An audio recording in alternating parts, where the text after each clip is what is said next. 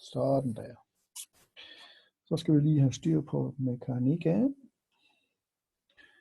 Og det vil sige, hvor har vi den henne?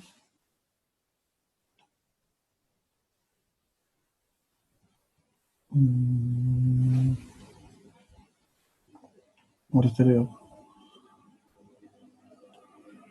Ja. 182, 618, 908. Godt. Jeg har lige lidt tekniske vanskeligheder her første gang, vi skal prøve det, så jeg skal lige have for jer, der ikke er kommet ind i gruppen endnu. Så lægger vi lige selve møde-ID ind. Så hvis jeg har installeret Zoom, så skal I have, vi finder gruppen. Så skal I gå ind og taste det der mødenummer ind, for at komme ind til det møde, vi har gang i lige nu. Så vi venter lige et par minutter med at gå i gang.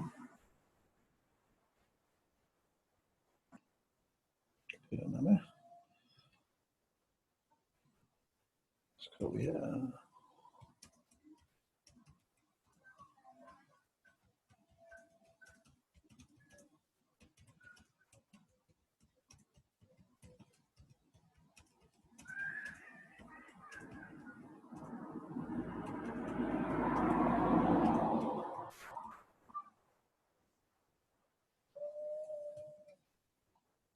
Får jeg lige styr på det den næste gang.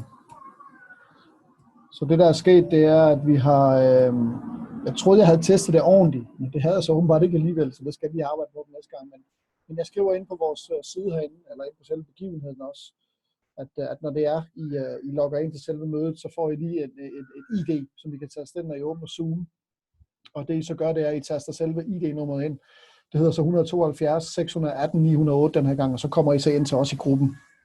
Men i dag, der er det kun mig og min mor.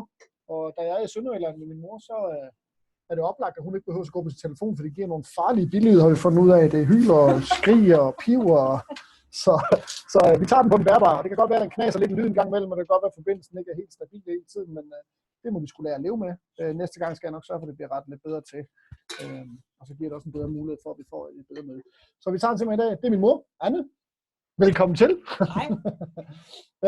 Vi starter simpelthen i dag. Det er første gang, vi holder det her møde, så det vi gør i dag, det er, i princippet skulle vi starte med punkt 1, som der står, at vi skulle gennemgå sidste uges,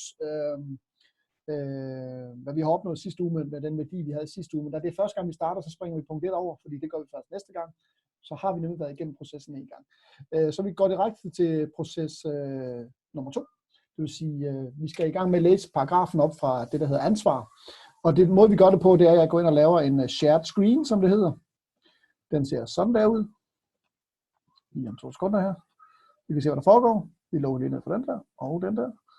Og så henter vi simpelthen, jeg beklager også baggrundsstøjen, men konen og ungerne sidder inde i stuen, og vi sidder ude på terrassen, der gav mest fred sig, og der kører nogle biler forbi på vejen, så det kan godt være, det giver lidt smålyd, men det må I skulle lære at leve med, lige for den her gang.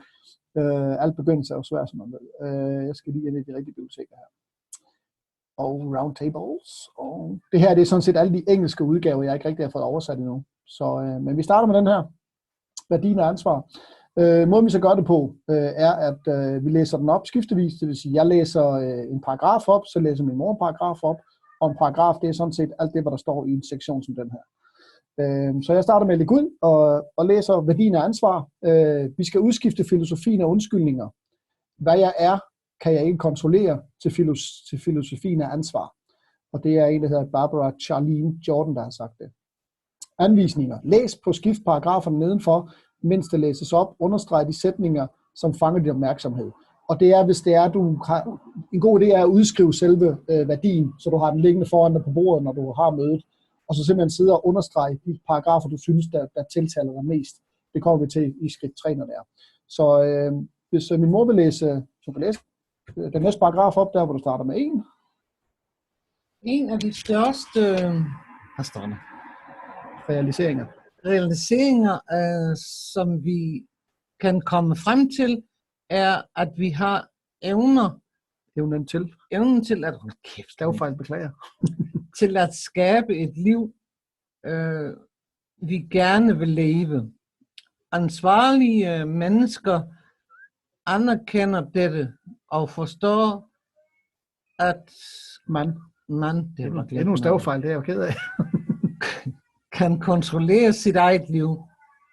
Og som resultatet af dette er vi også i stand til at ændre eller fjerne de ting, vi ikke synes om. Når vi er ansvarlige, har andre mennesker også omstændighederne eller ikke længere kontrol over os. Det samme gælder vores følelser, vores fremtid,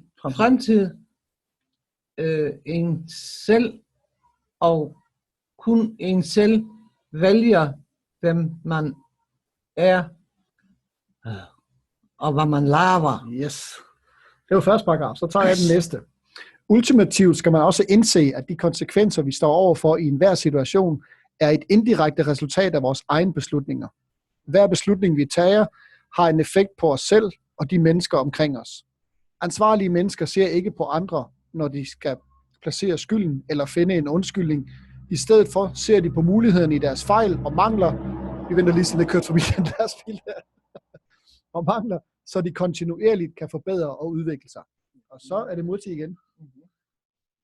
Når vi først har skabt et omdømme af at være ansvarlig, finder vi ud af, at andre mennesker ser os som troværdige og en anden, man kan stole på.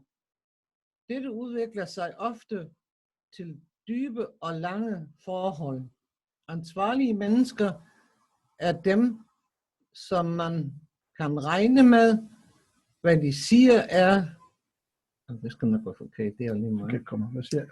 Ja. Hvad de gør, vores venner, familie, kollegaer, lærer at søge hen til os, når de har brug for hjælp. Denne evne at skabe og fastholde forhold til andre bygger på selvtillid, kan resultatet i enorm lykke og tilfredshed. Ja, det går meget godt. Det går meget godt. Det går der fremad. Nå, jeg tager den næste paragraf. Desuden er mennesker med stærke ansvarsfølelser i højsædet på arbejdspladser. Når vi fremstår som ansvarlige, er vi meget værdifulde for vores hold og organisation. Man kan stole på, at vi gør det rigtige, trods modgang og personlige ofre. Som resultat heraf vil vi blive respekteret, fordi vi har evnen til at påvirke dem omkring os. Og så skal vi i gang med næste. Ansvarlige teammedlemmer ser altid efter muligheder for at hjælpe og skabe værdi for andre. Hvis der opstår en konflikt eller problem, søger vi aktive løsninger. Som ansvarlige teammedlemmer arbejder vi hårdt og holder os selv ansvarlige for både vores egne resultater og resultaterne i vores team. Når vi er ansvarlige, føler vi os ofte tilfreds, fordi vi ved, at vi gør vores bedste i alt, hvad vi foretager os. Ja, lige præcis. Så går vi videre til næste sektion, den hedder fordele. Og det er de fordele, der er ved at være ansvarlige. Jeg læser de første 3 punkter op, og så lige overskriften, og så læser min mor de sidste 2 op, og så tager vi egenskaber efter. Så fordele. Hvis du træner værdien af at være ansvarlig, vil du opleve disse fordele. Punkt 1. Du vil være efterspurgt. Andre vil anerkende din værdi og lysten til at have dig i deres team. Nummer 2. Man vil stole på dig. Når man kan stole på dig, vil du bygge stærke relationer på jobbet og derhjemme. Og værdi nummer 3, eller fordel nummer 3. Du vil udvikle et godt omdømme. Som et resultat heraf vil din indflydelse vokse i din omgangskreds. Og så nummer 4. Du vil lære af dine erfaringer. Det er det, jeg skal nu jo, ikke? Ja, det er præcis. Når du tager ejerskab, når du tager ejerskab. Ja. Prøv lige at læse, hvad du skriver, man. Det kan jeg har selv oversat det. Og dine egne handlinger og resultater. Får du mulighederne for at lære af dem og ændre dine fremtidige resultater. Punkt 5. Du vil opleve personlig vækst, når du tager egenskaber, ejerskaber og dine beslutninger og lære af dine fejl. Vokser du som person og føler at et overflod af tilfredshed, stillelse, Ja.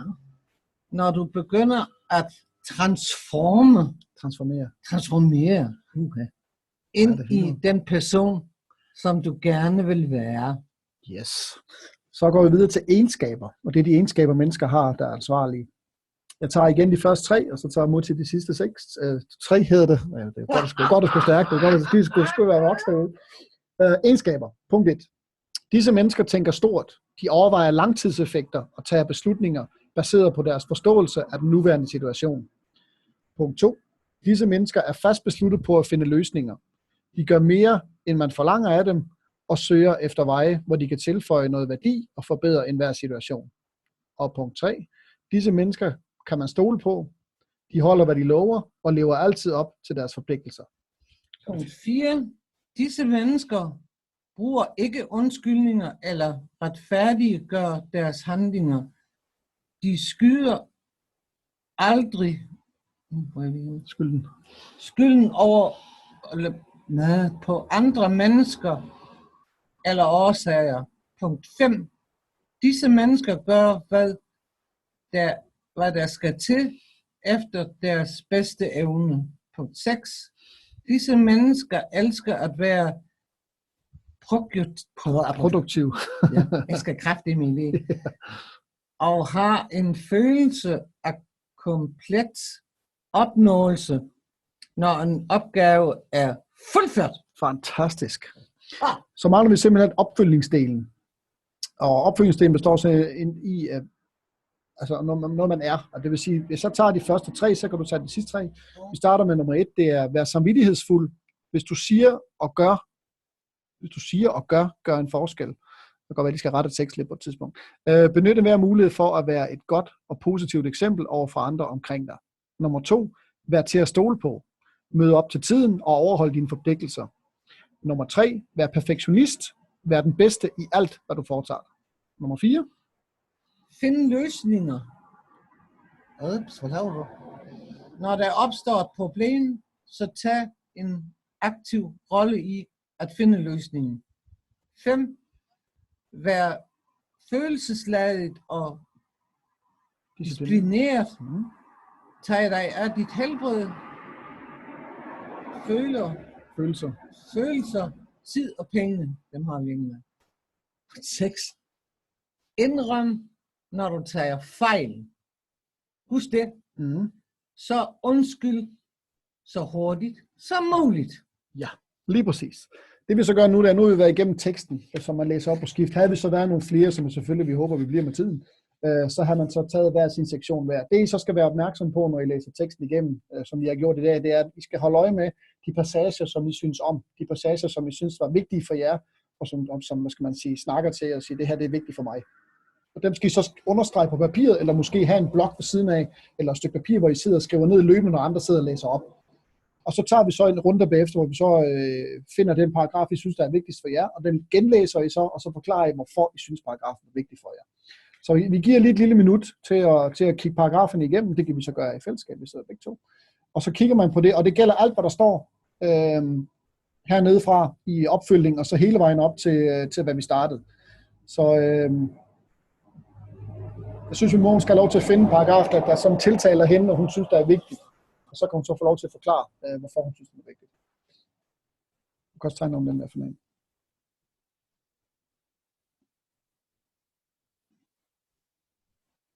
Hvorfor vil jeg omslige dem? Hvad? Hvorfor vil jeg omslige dem? Det behøver det. Du kan også, altså, du bestemmer. Jeg snakker lidt sønderligt, det gør ikke. Det må jeg skulle lige vente til. Sådan er det, jeg sidder på indhånd. Du kan også tage en af dem her, for eksempel. Hvis du synes, den er fornuftig for dig, den har du godt kunne tænke dig at blive bedre til, jamen, så kan du så gå ind og tage den. Så det er op til dig, at du kan scrolle op og ned, alt det, du har lyst til.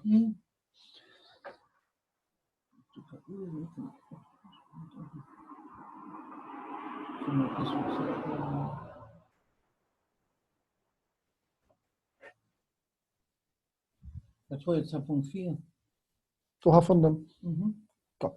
Jeg har også fundet mit.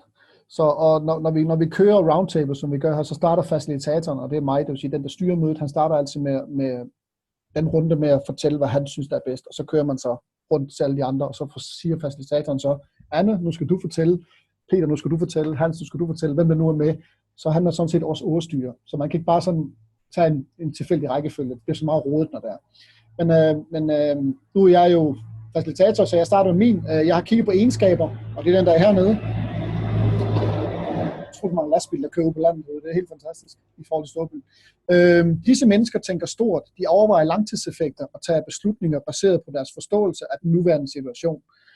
For mig er det vigtigt, fordi når jeg rammer ind i en situation eller en udfordring, så kan jeg gøre en af to ting. Jeg kan vælge at løbe væk fra den, fordi jeg er bange for, hvad der sker efterfølgende, eller jeg kan vælge at konfrontere den, og så sige, nu tænker jeg i et større billede og et større perspektiv, og så tager jeg simpelthen tyrene ved hornene, og så går jeg simpelthen i gang med at overveje, hvad jeg skal gøre ved den her situation, og hvad sker der efter situationen? Hvad er langtidseffekten af det her? De beslutninger. Hvis jeg nu tager den her beslutning, så vil der ske det. Hvis jeg tager en anden beslutning, så vil der ske noget andet. Og det kan gå begge veje. Jeg har mange gange prøvet at sidde i en situation, hvor jeg siger til mig selv, jamen det her, jeg tør sgu ikke rigtigt, fordi jeg er sgu bange for, at jeg mister min indtægt, hvis jeg for eksempel siger mit arbejde op. Jeg er måske bange for, at jeg ikke kan få en job bagefter, og jeg ved ikke, hvad fremtiden bringer til mig. Men i stedet for, nu går jeg jo meget op i min kristendom, kan man sige, som jeg ikke har gjort så meget før, jeg faktisk startede på det igen. Så jeg har været inde og titlet mig selv, jamen jeg tror på, at Gud han har en højere mening for mig. Han går foran mig, og han viser den vej, jeg skal gå.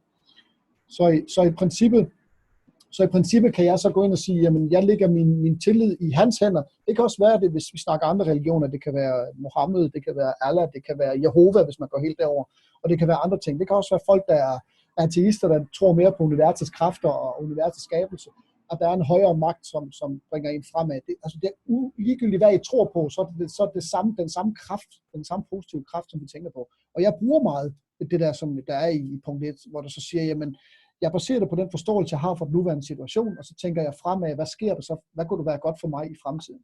Så derfor synes jeg, at den paragraf er vigtig for min udvikling også. Også som transformator. Nu vil jeg gå i gang med roundtables. Hvad bringer det til mig i fremtiden? Jamen det får jeg at se. Nu har jeg min mor med i dag. Der var en, der måske sagde, at han kom ind. Han er så ikke kommet alligevel. Men det er jo ligegyldigt. Han får så lov til at se videoen bagefter og se effekten af det.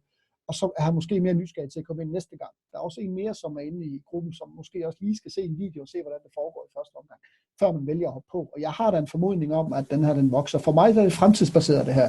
Det er en investering, jeg laver i dag med at sidde foran computeren sammen med min mor.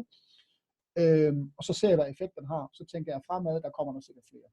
Så det er lidt lang forklaring, men det er derfor, jeg valgte paragraf 1 under egenskaben.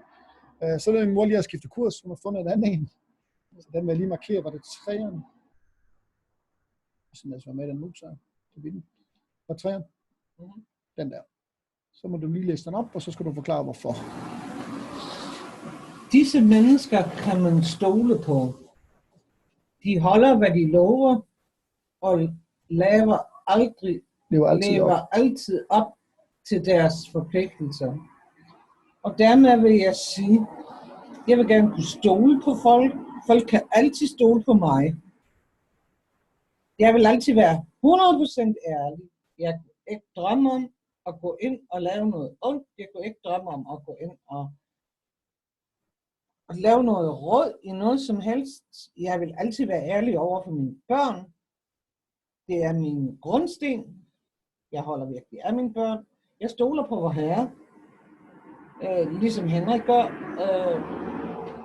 Jeg har en stor respekt for de mennesker, hvis bare de vil stole på mig og lade være med og se ned på mig.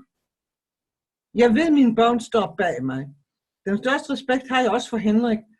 Han har 5 børn. Han er gift med en dejlig kone. Og alligevel så knokler han 24 timer i døgnet. Og man skal ikke kimse af sådan noget.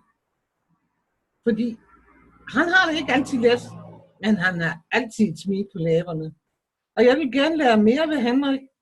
Og jeg vil gerne have, at I stoler på mig, og ikke bare ser ned på mig. For jeg kan lide alle, om I er sort, hvide, blå, gul eller grøn, eller hvad i alverden I er. Så er I alle velkommen hos mig. Det var mit. Godt, ja, fint. Jamen det er, og det er, som jeg også sagde fra starten af, man skal sige det som det er, og man skal vælge de paragrafer, man synes, der tiltaler en. Og det er så den måde, hun har valgt vælge at fortolke egenskaber nummer 3 på. Jeg har så vælget at fortolke egenskaber nummer 1 på ved mig. Det kunne lige så godt have været en paragraf, der var længere op. I teksten heroppe kunne man selvfølgelig have valgt et eller andet sted inden for de punktummer, der er, at den synes jeg tiltaler mig, fordi sådan og sådan. Så det er den måde, man går ind og bruger punkt 3 på. Det er, at man går ind og bruger et minut på lige at dele sin yndlingsparagraf inden for dagens værdi, eller den uværdi, vi nu er i gang med. Så går vi til punkt 4, evalueringsskemaet for neden. Den ligger hernede. Nu har vi så kun den her i dag, for vi har ikke udskrevet noget. Så vi tager et stykke papir, og så bruger vi lige 2 til 3 minutter på at besvare alle de spørgsmål, der er hernede. Det, I skal være opmærksom på, når I starter op, det er, der er 2 ting i det.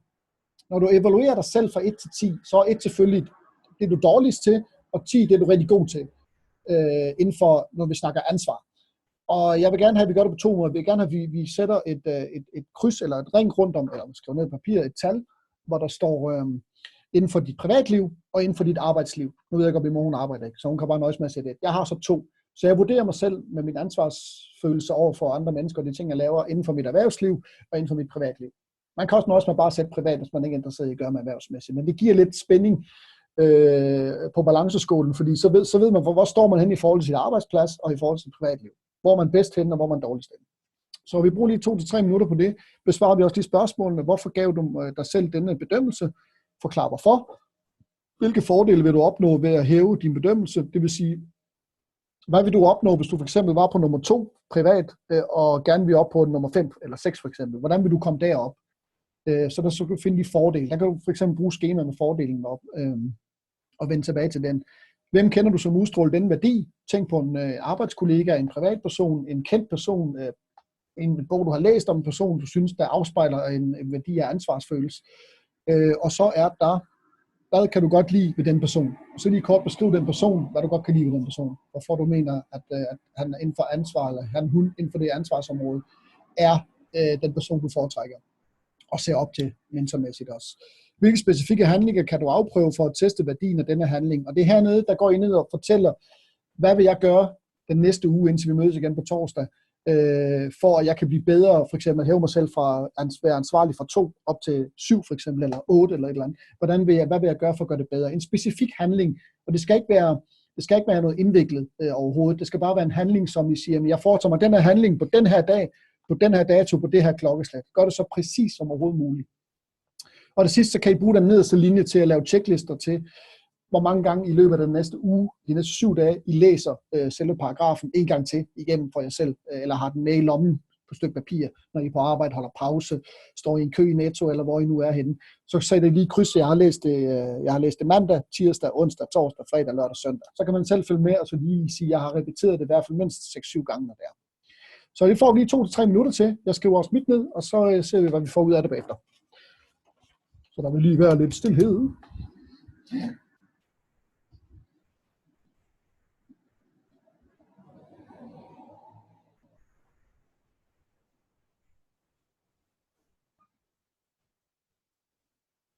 Skal du have paragraf, så scrolle på. Mm-hmm.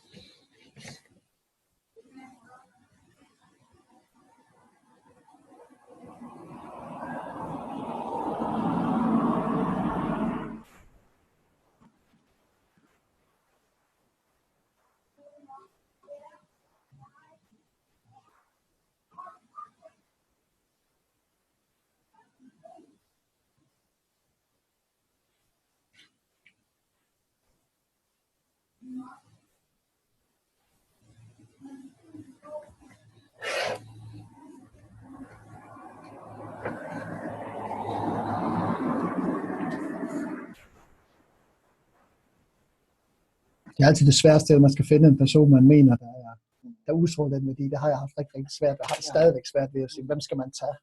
Så det kan godt tage lidt længere tid nogle gange, når vi sidder og laver det her. Men vi skal jo vælge en.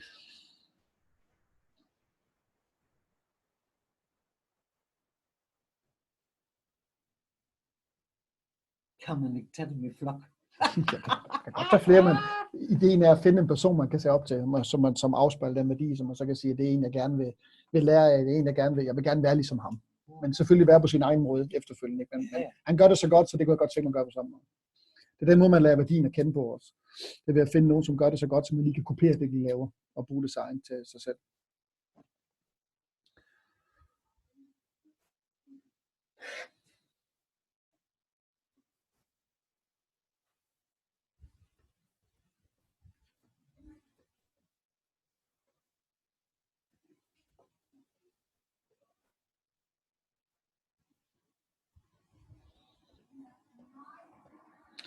Beklager baggrundsstøjen, det er konen, der retter lidt på ungerne derinde, hvis I kan høre det. Det var prinsessen. Ja, vores lille Emma på 2,5, hun er altså hun er meget selvstændig, så hun er meget ansvarsfuld over for sig selv, det vil sige, hun gør, som der passer sig, og der er ikke nogen, der skal fortælle noget andet. Det stresser konen en gang imellem, så men sådan er livet nogle gange. Det har sikkert selv været sådan som børn. Det påstår hende herovre, hvad jeg har været. Yes. Jeg kan ikke huske det. Jeg kan heldigvis ikke huske det.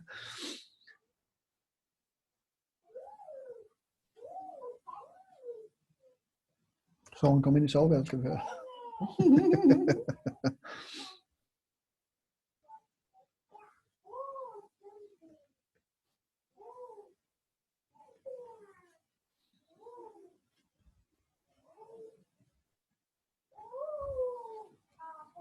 Det er svært.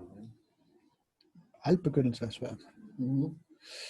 Men sådan er det. Det er derfor, vi laver sådan noget som det her. Det er for at lære jer derude, også jer, der ser videoen efterfølgende. Det er at prøve at lære jer nogle værdier, og så prøve at finde nogle værktøjer til, så I kan håndtere værdien også. Og så synes jeg, det er vigtigt. Nu vil jeg rive det hele i. Vi river det hele i stykker her. Svært er det, nu vil jeg ødelægge det. Sådan er det. Sådan er det, man kører live ud fra udkants Danmark, så vi kalder det her. Og det er dejligt med naturligt det hele, så det giver nogle baggrundsvind også. Godt. Så vi er ved at være til vejs ende. Hvor langt er du nået igennem? Har du fundet en person og alt det der?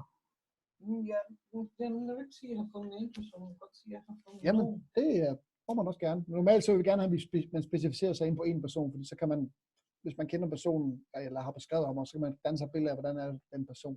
Hvordan kan man godt selv tænke sig at lære os. Men jeg starter igen, som jeg gør som facilitator. Jeg har bedømt mig selv privat med et 6-tal. Og det er sådan lige over midten. Normalt siger man, at man skal ikke lægge sig på 5, for det er sådan lige midt i det hele. Så er man hverken til den ene eller den anden side. Så man skal prøve at lægge sig lidt over 5, eller lidt under 5, hvis man er sådan i tvivl. Jeg har så lært at lægge mig på nummer 6, fordi privat er jeg bare ikke... jeg tager ikke ansvar nok. Dels fordi jeg er træt, når jeg kommer hjem. Dels fordi jeg nogle gange bare er mig selv, og så gør tingene til egen vinding, kan man godt sige. Og så mister jeg bare ansvarsfølelsen over for mine børn, over for konen, over for de ting, jeg skal gøre privat, fordi jeg simpelthen bare ikke orker. Og det er noget juks og noget humbug, fordi jeg er fuldstændig modsat erhvervsmæssigt. Erhvervsmæssigt kan jeg ligge helt op på et 9-tal, fordi når jeg arbejder, ikke kun med mit lastbiljob, men også når jeg har inden for Pallebank, mit eget firma, eller inden for det her coaching, eller inden for biografen, jeg arbejder i også, så har jeg altid en ansvarsfølelse over for tingene, der gøres rigtigt.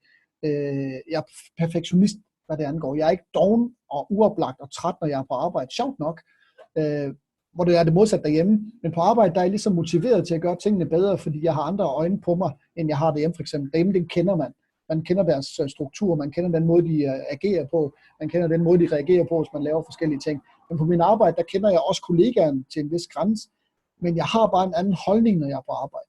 Så den balance skal jeg lære at finde. Jeg skal lære at få mig selv privat til at skubbe mig op på et 9-tal også, som jeg har arbejdsmæssigt, så det er ikke det er jysk humor.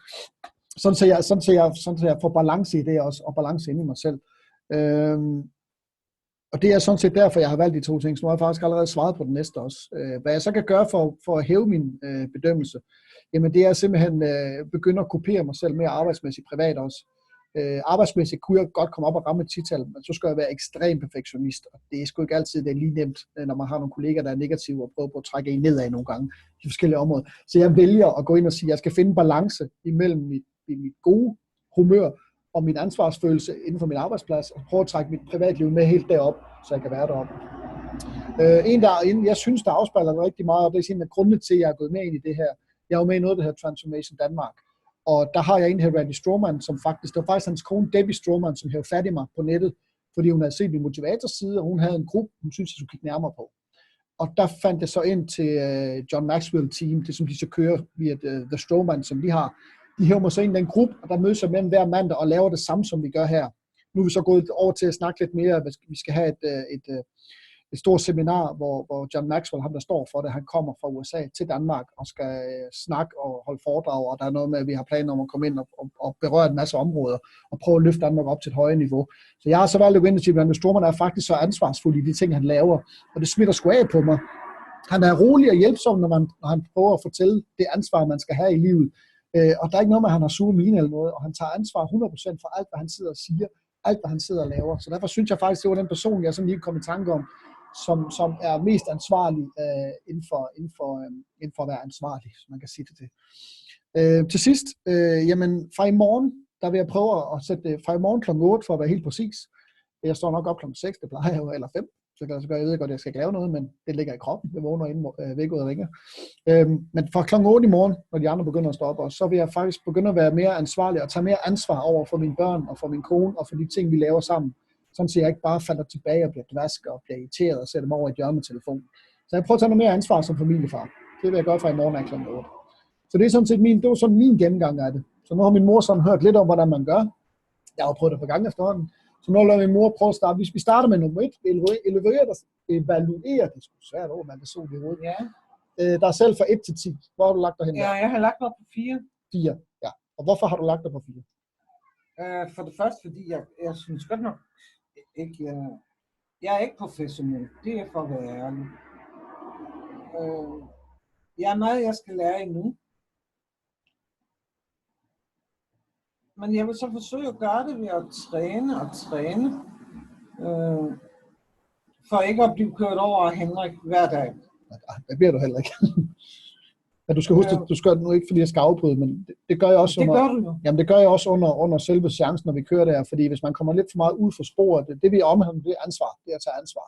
Så man bedømmer sig selv til et 4-tal inden for at være ansvarlig, så skal du forklare, hvorfor har du givet dig den bedømmelse. Mener du ikke, du kan tage ansvar? Du skal ikke begynde at snakke udenom. Jeg mener godt, jeg kan tage ansvar, men jeg er ikke sikker. Jeg er meget følsom. Jeg er ude i en krise lige nu, og jeg skulle meget gerne op på solsiden igen. Og det vil jeg så forsøge. Jeg vil gøre det bedste. Jeg vil give 100%, hvis jeg kan. Og det er jeg helt sikker på, at jeg kan. Og Henrik kan, så kan jeg, og skal jeg kunne. Hvis man så er i tvivl, ikke fordi det er jo første gang, så vi har selv hørt folk i gang, så hvis man gerne vil have nogle fordele til, hvordan man kommer op, så kan man bruge, det er dem, vi lige har læst op, dem der står her, så kan man gå ind og sige, at man kan lige gå ind og lure lidt på de tekster, der står her og sige, men det der, det mener jeg, det er derfor, jeg skal løbe om. Så det er jo bare en idé til, hvordan man gør. Nu er det første gang, vi gør det her, så vi gør det sådan lige lidt uortodoks, som det hedder. Det er så fordel ved at hæve din bedømmelse. Hvem kender du, som udstråler den værdi at være ansvarsfuld? Ja. Altså, hvis jeg skulle gå ind og kigge efter et menneske, der virkelig kunne gøre noget for mig, så er det nok Henrik. Jeg vil gerne lære mere af Henrik. Henrik, han har en udstråling. Jeg ved ikke, hvordan jeg skal beskrive det, men altså, han kan få ro over en. Han har altid et godt råd, når jeg er nede. Det er bare det, jeg ser ikke Henrik tit. Og det med at sige det igennem telefonen, det er så let, fordi så, når han har lagt på, så er jeg nede igen, og han ved det godt. Han ved det så godt. Men jeg bor jo i Tinglev, og det er jo ikke så lang tid til Banegården, så jeg kunne jo også tage tog til Ishøj. Altid velkommen. Og så opsamle min energi og blive noget mere positiv. Jeg ved godt, jeg skal nok få mange meldinger om det, men lad nu være med at skrive det, fordi det går jeg lige let henover. Så spil ikke tiden på det. Hvilke specifikke handlinger vil du så tage for at afprøve og teste den værdi og være ansvarsfuld? Hvad vil du så gøre? En specifik handling, du kan gøre på en bestemt dato, bestemt klokkeslæt, så vil du prøve at teste. Jeg vil ikke give dig noget klokkeslæt. Jeg er ikke et klokkeslæt menneske. Nej, men det er mere for jo mere du kan specificere tingene. Jeg vil tingene. prøve for i morgen. Når jeg står op, så vil jeg prøve for det første. Så vil jeg lægge min englekort. Og så vil jeg gå mig en tur. Jeg siger ikke, at jeg skal på maratonløb, som Henrik er. Men det kunne godt være, at jeg kunne nå halvvejs så langt som han. Aha. Så det er mit mål til næste gang, det er at kunne fortælle jer, så langt det er noget. Det gjorde jeg mandag, det gjorde jeg tirsdag, det gjorde jeg onsdag, og i dag er vi torsdag, så er vi der igen. Det var så det for mig. Det vil sige, at du vil tage mere ansvar for at gøre de ting, som du faktisk går og tænker over, hvad det er, du gerne vil gøre, men som du så ikke rigtig... Jeg vil smide det negative over bord og gå ombord i det positive. God handling. Så det er den måde, man kan gøre de her ting på, og det er den måde, vi evaluerer på. Og man skal ikke sidde og tænke som deltager i det her, at det er jo en ordentlig måde, den person snakker på, hvad er det for en mærkelig ting, de sidder og siger. Det er den måde, det er de måde, de tænker på. Det er den måde, de omhandler at være ansvarlig på. Og det kan godt være, at det måske ikke har så meget at gøre med at være ansvarlig i sidste ende, som selve ordet gør. Men hvis det hjælper personen til at åbne op for en mulighed for at blive mere ansvarlig over for at gå nogle ture, som min mor gerne vil, tage noget mere ansvar for at gøre de ting, lægge englekort for eksempel og sådan noget, jamen så hjælper det personen til at komme fremad. Og det er det hele går ud på med de her roundtables. Det er, at vi går ind og specifikt får en handling på den værdi, vi nu snakker om, som så er ansvar i dag for eksempel. Så det er sådan set den måde, tingene fungerer på. Her til sidst, og den er ikke så lang i dag, fordi vi er kun 2 personer, så er det lidt svært at holde den kørende så længe. Så har vi faktisk gjort punkt 5, som hedder del eller evalueringen, og så målet for næste uge. Så det, der skal ske nu, det er, at vi går hver til sit. Jeg stopper seancen her. Hele sessionen bliver optaget, så det bliver lagt ind på... den er lagt ned på... ind på siden, der ligger den ind senere, når man er gennem på min computer, og så kan man så gå ind og gense hele seancen, vi har haft i dag, som har varet små 3 kvarter. Så det er en måde, roundtable fungerer på, så hvis du vil være med næste gang, eller kender nogen, der godt kunne tænke sig at være lidt mere med, så gå ind på min Facebook-side, find den, der hedder Transformation Roundtables, faktisk. Der er faktisk en mere, der hedder det, så den her, det er Roundtables. Eller gå ind på min side, hkjessen.com, Facebook-siden også, og så gå ind og finde linket der til selve siden, Transformation Roundtables. Og så tilmeld dig, det er gratis at tilmelde sig gruppen. Vi kan være uendelige antal inden en gruppe der, og alle de der begivenheder, vi har. Indtil videre, så har vi fast om torsdagen fra 19 til cirka 20, hvornår vi så slutter. Og ud fra det, der kører vi så hver torsdag på et fast tidspunkt. Der har man lov til at være med. Vi kører de næste 10 torsdage, og så kører vi 10 forskellige værdier igennem, og så evaluerer vi efter det. Så hvis du har lyst til at være med til det, eller venner, du kender gerne, kunne have lyst til at være med til det, tilføj dem til gruppen, lad dem gå ind og være med, og så tilføjer jeg simpelthen til de begivenheder, jeg godt kunne tænke jer at være med til. Der er ikke noget tvang, om vi skal være med hver evig eneste torsdag. Der har jeg et helt andet program, hvis man gerne vil målrette vil gå ind og være med, så har jeg på min hjemmeside, man kan gå ind og betale 100 kroner per deltagelse, og så er man med for life, kan man sige, så får man adgang til den gruppe, hvor vi så sidder målrettet og arbejder med roundtables. Alle, jeg tror, der er omkring 45 eller 47 forskellige værdier indtil videre at arbejde med, og den tager man så en for hver uge. Så har man lyst til at være med til det, kan man gå ind og tilmelde sig der. Det koster så 100 kroner, og det er, fordi jeg gerne vil have folk, de committer sig til selve delen, så de ikke bare er der og tilmelder sig, og så er der 10 tilmelder, så kommer der kun 1. Fordi så man har ikke betalt noget for det, så det er jo ligegyldigt, om man er med eller ej. Og dermed ødelægger man også en masse for mig, fordi jeg har en stor forventning til, at jeg skal transformere andre mennesker til at blive mere positive og være mere ansvarsfulde og være mere tilbøjelige til at gøre tingene den rigtige måde. Og det er ligesom, det ødelægger lidt for mig, når der kun sidder for eksempel mig og min mor i dag. Selvfølgelig hjælper det min mor, og det er også vigtigt, men det er også vigtigt for mig at komme ud til mange flere, som også kan lære det samme, som min mor har i gang med at lære mig. Så det var alt for mig i dag. Så tak til min mor for deltagelse. Det var hyggeligt, selvom vi kom her live fra Tinglev, som det hedder i Sønderjylland. Og så næste gang, så går vi simpelthen ind og kører næste torsdag. Og der er igen inde på gruppen, og selv begivenheden, der ligger ind, hvilken værdi vi skal snakke om. I Word-format, den kan man downloade, og man kan bruge den til det, man har lyst til. Man kan læse den igennem og forberede sig til næste torsdag. Og så ses vi simpelthen på næste torsdag. Så tak for i dag. Vi ses. Hej hej. Hej. Klok.